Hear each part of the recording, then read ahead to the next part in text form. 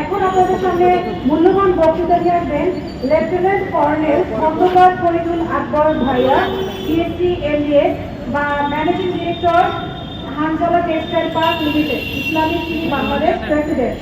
Lieutenant colonel Khandaker Faridul Akbar ভাইয়াকে তার অত্যন্ত গুরুত্বপূর্ণ এবং সংক্ষিপ্ত বক্তৃতা প্রদানের জন্য অনুরোধ করা হলো।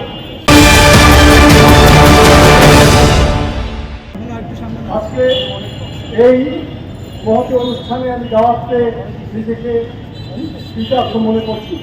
আজকে এখানকার বক্তব্য হচ্ছে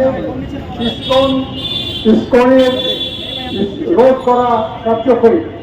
আমি যেটা বলতে চাই, নামটা খুব চমৎকার, ইসলামিক সোশ্যাল কৃষ্ণ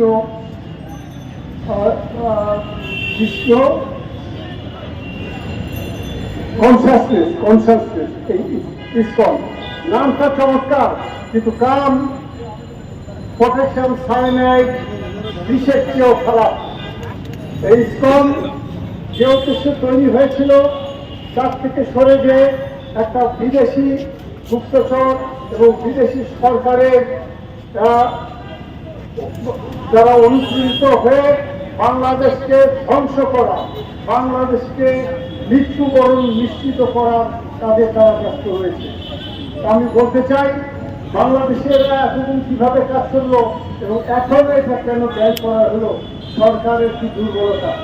বিশ্বের সকল দেশে, ইউরোপের দেশগুলোয় তারা একটু সভ্য বলে নিজেদেরকে, তারা মৃত্যুদণ্ড রহিত করে দিয়েছে, কিন্তু গুপ্তচর সেখানে তাদের দেশে কোনো গুপ্তচর মৃত্যুদণ্ড ছাড়া থাকে না, মৃত্যুদণ্ড দেওয়া হবে সারা বিশ্বের রুল।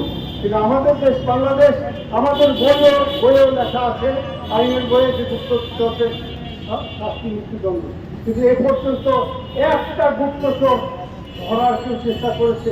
কোথায় কোথায় অর্গানাইজেশন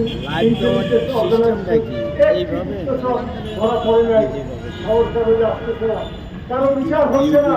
আমি চাই 3 রকমের আদালত, অর্থাৎ গণবিপ্লবী আদালত, গাছের নিচে বসে সেই বিপ্লব ছাত্রদের দ্বারা এবং ছাত্রদের গাইড করার জন্য লিগাল কমিশন, জ্ঞানী একজন আইন বিচারক থাকবে, তাদের অধীনে বিচার, অথবা স্পেশাল ট্রাইব্যুনালে বিচার, অথবা সামরিক আদালতের বিচারের মাধ্যমে যারা দোষী সত্যিকার গুপ্তচর ছিল তাদের মৃত্যুদণ্ড 3 দিন থেকে 7 দিনের মধ্যে বিচার করে কার্যকর হোক।